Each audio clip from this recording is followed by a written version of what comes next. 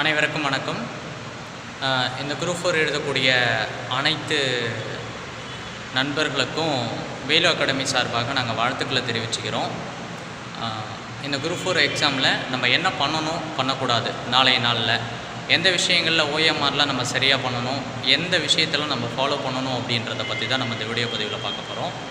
என்ன அப்படின்னு பார்த்தீங்கன்னா, ஃபஸ்ட் விஷயம் ஹால் டிக்கெட் அப்படின்றத எல்லோரும் கட்டாயமாக பிரிண்ட் அவுட் அப்படின்றத எடுத்துக்கோங்க. ரெண்டாவது பார்த்திங்கன்னா பிளாக் பென் ஒரு 2 பென் அப்படின்றத எடுத்துக்கோங்க.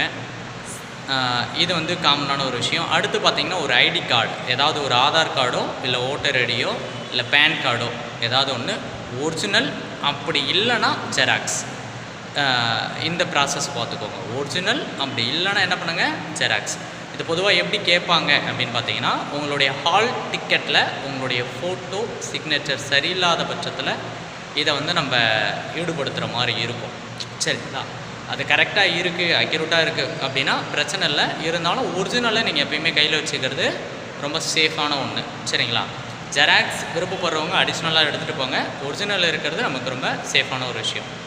சரி, ஓகே. இது வந்து கட்டாயமாக வேணும். அடுத்த விஷயம் என்ன அப்படின்னு பார்த்தீங்கன்னா, உங்களுடைய ஹால் டிக்கெட் எக்ஸாம் முடிஞ்ச உடனே என்ன பண்ணணும் அப்படின்னா, உங்களுடைய எக்ஸாம் சூப்பர்வைசர்கிட்டருந்து சிக்னேச்சர் அப்படின்றத கட்டாயமாக வாங்கணும். இந்த முறை ஹால் டிக்கெட்டில் ரொம்ப தெளிவாக மென்ஷன் பண்ணியிருக்காங்க. உங்களுடைய தேர்வு கண்காணிப்பாளர் அறையாளர் இருக்காருன்னு பார்த்திங்களா, அவர்கிட்ட கையொப்பம் அப்படின்றது வாங்கக்கூடியதாக இருக்கும். சப்போஸ் இது எப்போ நமக்கு யூஸ் ஆகும் அப்படின்னா, நீங்கள் குரூப்புக்குள்ளே பாஸ் பண்ணிட்டீங்க, கவுன்சிலிங் லிஸ்ட்டுக்குள்ளே வரீங்க அப்படின்னு வரப்போ என்ன பண்ணணும் அப்படின்னா, நம்ம இ-சேவை மையத்தில் டாக்குமெண்ட் அப்லோட் பண்ணுறப்ப நமக்கு இந்த ஹால் டிக்கெட் அப்படின்றது தேவைப்படும். ஒரு சிலர்லாம் கேட்பாங்க, சார் ஹால் டிக்கெட் நான் தமிழில் டவுன்லோட் பண்ணலாமா இங்கிலீஷில் டவுன்லோட் பண்ணலாமா அப்படின்ற ஒரு கேள்வி இருக்கும். நீங்கள் தமிழ்லேயும் பண்ணலாம், இங்கிலீஷ்லேயும் பண்ணலாம், ஒன்றும் பிரச்சனை இல்லை. ஓகேங்களா?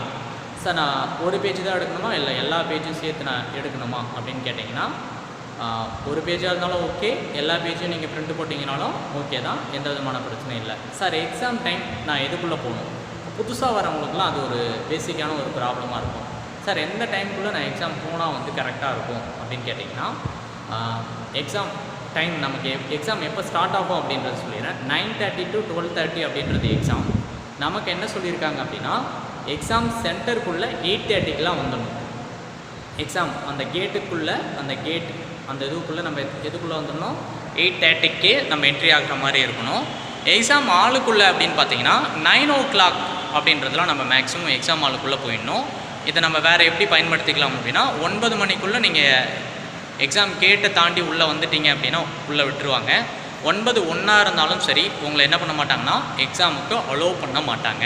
ஃபஸ்ட்டு விஷயம், எக்ஸாம் எழுத போகிற எல்லா நண்பர்களும் என்ன பண்ணணும் அப்படின்னா, 8:30க்கெலாம் கட்டாயமாக எக்ஸாம் சென்டருக்கு முன்னாடி போயிடுங்க. அப்போ டைம் ரொம்ப முக்கியம். சரிங்க சார், ஓகே.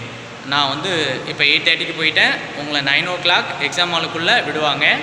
கொஷின் எப்போ கொடுப்பாங்க, இந்த விஷயம் ரொம்ப தெளிவாக பார்த்துக்கோங்க. ஒவ்வொரு சென்டர்லேயும் மாறுபடக்கூடியதாக இருக்கும். அங்கே வரக்கூடிய கண்காணிப்பாளர்களும் என்ன நினச்சிட்ருப்பாங்கன்னா, 9:30 எக்ஸாம்னா 9:30க்கு தான் கொஷின் கொடுக்கணும்னு நினச்சிட்ருப்பாங்க. உங்களுடைய புக்லெட்டில் ரொம்ப தெளிவாக கொடுத்துருப்பாங்க. கொஷின் புக்லெட்டில் 1/4 மணி நேரத்துக்கு முன்னாடியே கொஷின் தரணும். அப்போ 9:15 அப்போ 9:15க்கு நமக்கு என்ன கொடுக்கணும், கொஷின் பேப்பர் அப்படின்றத அவங்க கொடுக்கக்கூடியதாக இருக்கணும். இப்போ 9:30க்கு கொஷின் கொடுத்தாங்கன்னா அந்த கொஷின் புக்லெட்டை நீங்கள் என்ன பண்ணணும், வாங்கி பார்க்கணும்.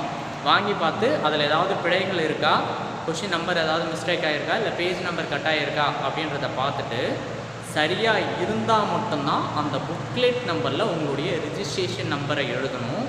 அதுக்கப்புறமா உங்களுடைய ஓஎம்ஆரில் புக்லெட் நம்பரை எழுதக்கூடியதாக இருக்கணும். சரியாக இல்லைன்னா அரை கண்காணிப்பாளர்கிட்ட சொல்லி நீங்கள் என்ன பண்ணிக்கணும், கொஷின் பேப்பரை மாற்றிக்கணும். இது ரொம்ப ஒரு முக்கியமான ஒரு விஷயம். ஓகேங்களா? அப்போ 9:15க்கு கொஷின் பேப்பர் அப்படின்றது நம்மக்கிட்ட கொடுக்கக்கூடியதாக இருக்கும். 9:30க்கு தான் நம்ம எக்ஸாம் டைம் அப்படின்றது ஸ்டார்ட் ஆகிறதா இருக்கும். 12:30க்கு எக்ஸாம் முடியும். சரி, ஓகே சார். ஆனால் நம்மளை 12:45க்கு தான் எக்ஸாம் ஹாலை விட்டு வெளியே அனுப்புவாங்க. அந்த 1/4 மணி நேரம் எதுக்கு அப்படின்னு பார்த்தீங்கன்னா, நம்ம ஏபிசிடி அந்த டோட்டல் கவுண்ட்டு போடுறதுக்கு மட்டுமே நமக்கு என்ன பண்ணியிருக்காங்க, 1/4 மணி நேரம். நல்லா புரிஞ்சுக்கோங்க. 9:30க்கு தான் நீங்கள் ஓஎம்ஆரில் ஷேடோ பண்ண ஸ்டார்ட் பண்ணணும். 12:30க்கெலாம் ஓஎம்ஆர் ஷேடோ அப்படின்றத முடிச்சிடணும். ஆஃப்டர் 12:30 என்ன பண்ணணும்னா கால்குலேஷனை மட்டும்தான் யூஸ் பண்ணணும். சரிங்க சார். நான் அதை முடிச்சிட்டேன். அடுத்து இருக்கக்கூடிய ஒரு பெரிய ப்ராப்ளம், எல்லா சென்டர்லையும் இருக்கக்கூடிய ஒரு மேஜரான ஒரு ப்ராப்ளம் என்ன அப்படின்னு பார்த்தீங்கன்னா, இந்த கைவிரல் ரேகை இருக்கும் பார்த்தீங்களா, இந்த ரேகையை என்ன பண்ணிடுவாங்க அப்படின்னா, அவங்க ரொம்ப சீக்கிரமாக வைக்க ஆரம்பிச்சிடுவாங்க. 10 மணிக்கு 10:30 மணிக்கு என்ன பண்ணிடுவாங்கன்னா எடுத்துகிட்டு வந்து, இது ஒன்றே ஒன்று தான் இருக்குது, நீங்கள் கட்டாயமாக வைக்கணும் அப்படின்னு சொல்லுவாங்க. நீங்கள் யாருமே கைரேகையை வைக்காதீங்க. உங்களுடைய ஹால் டிக்கெட்டில் கிளியர் இன்ஸ்ட்ரக்ஷன் இருக்கும், அவங்களுக்கும் கிளியராக சொல்லியிருப்பாங்க. தேர்வு முடிந்த பின்னு தான் நீங்கள் என்ன பண்ணணும்னா உங்களுடைய பெருவிரல் ரேகையை உங்களுடைய ஓயாமரில் வைக்கக்கூடியதாக இருக்கும். அப்போ தேர்வுக்கு முன்னாடி கேட்டாங்கன்னா, சார் இது எங்களால் வைக்க முடியாது, தேர்வுக்கு அப்புறம் தான் வைப்போன்னு சொல்லிவிட்டு நீங்கள் மறுபடியும் என்ன பண்ணுங்கள், உங்களுடைய எக்ஸாம் ஒர்க்கை பாருங்கள்.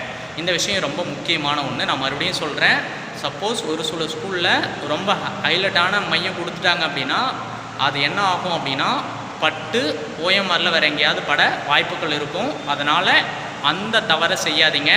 12:30 மணிக்கு மேலே நீங்கள் என்ன பண்ணுங்கள், உங்களுடைய ஃபிங்கரை அதில் தொட்டு வைங்க. இது வந்து காமனாக எல்லா ஸ்டூடெண்ட்டுக்குமே இருக்கக்கூடிய ஒரு மிகப்பெரிய பிரச்சனையாக இருக்கக்கூடியது. அப்போ அதுக்கேற்ற மாதிரி நீங்கள் என்ன பண்ணணும், இந்த ப்ராப்ளத்தை பார்த்துக்கணும்.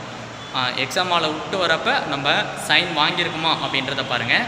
எக்ஸாம் தொடங்கிறதுக்கு முன்னாடி ஒரு சைனும், எக்ஸாம் முடிஞ்சதுக்கப்புறம் ஒரு சைனும் அப்படின்றதில் ரொம்ப தெளிவாக இருங்க.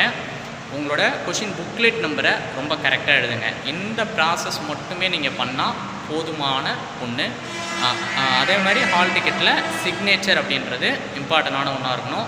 கட்டாயமாக எல்லோரும் மார்னிங் பிரேக்ஃபாஸ்ட் அப்படின்றத எடுத்துகிட்டு போங்க. அதிகமாக சாப்பிட முடியலனாலும் மினிமம் குவான்டிட்டி அப்படின்றத சாப்பிட்ணும்.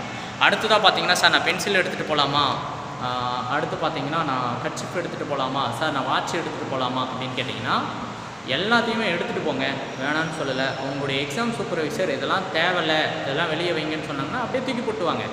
சரிங்களா? அது வந்து இதுவெலாம் இல்லை. ஏன்னா ஒவ்வொரு ரூமுக்கு ஏற்ற மாதிரியும் என்ன ஆகும், சூப்பர்வைசர் மாறுவாங்க, ஒவ்வொரு பர்சனுக்கு ஏற்ற மாதிரியும் மாறுவாங்க. அப்படின்னு வரப்போ அது பிரச்சனையே இல்லை. வாட்சை பொறுத்த வரைக்கும் டிஜிட்டல் வாட்ச் இல்லாமல் நார்மலாக இருக்கக்கூடிய அந்த வாட்சை நீங்கள் கட்டிட்டு போங்க. சப்போஸ் அதை டிஜிட்டல் இல்லாமல் வேறு எதனா வாரெலாம் ப்ராப்ளம் அப்படின்னு சொன்னாங்கன்னா, அந்த இடத்துல வாரை பிச்சு போட்டு வெறும் அந்த ரவுண்ட் கிளாக்கை மட்டுமே உள்ளே எடுத்துகிட்டு போவாங்க. அவங்க எதுவுமே பேச மாட்டாங்க. சரிங்களா? பிச்சு போட்டு அடுத்து ஒரு 150 ரூபா கொடுத்து வாரம் மாற்றிக்கிறது ஒன்றும் நமக்கு ஒரு பெரிய விஷயம் இல்லை. இன்னொரு விஷயம், பதட்டப்படாமல் பயப்படாமல் நீங்கள் எக்ஸாமை கிளியர் பண்ணுங்கள். எல்லோரும் என்ன பண்ணுவாங்கன்னா, இந்த நேரத்துக்கெலாம் உட்காந்து படிச்சுட்டு இருப்பாங்க. இதெல்லாம் பண்ணாதீங்க. உங்களை ரொம்ப ஃப்ரீயாக வச்சுக்கோங்க. உங்களை நீங்களே பெட்டராக ஃபீல் பண்ணுங்கள். உங்களால் பாஸ் பண்ண முடியும். இதுக்கப்புறம் நம்மளால் எதுவுமே பண்ண முடியாது. இருக்கக்கூடிய சூழ்நிலையை ரொம்ப ஹாப்பியஸ்ட்டு ஒரு மொமெண்டமாக போகிறப்ப நம்மளால் என்ன பண்ண முடியும்னா, நார்மலாக போடக்கூடிய கொஷினை விட ஒரு 5-6 கொஷின் நம்மளால் என்ன பண்ண முடியும், எக்ஸ்ட்ரா போட முடியும். அதுக்கேற்ற மாதிரி உங்களை மேன்மைப்படுத்திக்கோங்க. எல்லாருக்கும் மறுபடியும் வாழ்த்துக்கள். வேல் அகாடமி சார்பாக நீங்கள் எல்லோரும் குரூப் 4 எக்ஸாம் பாஸ் பண்ண என்னுடைய வாழ்த்துக்கள். Thank you to all.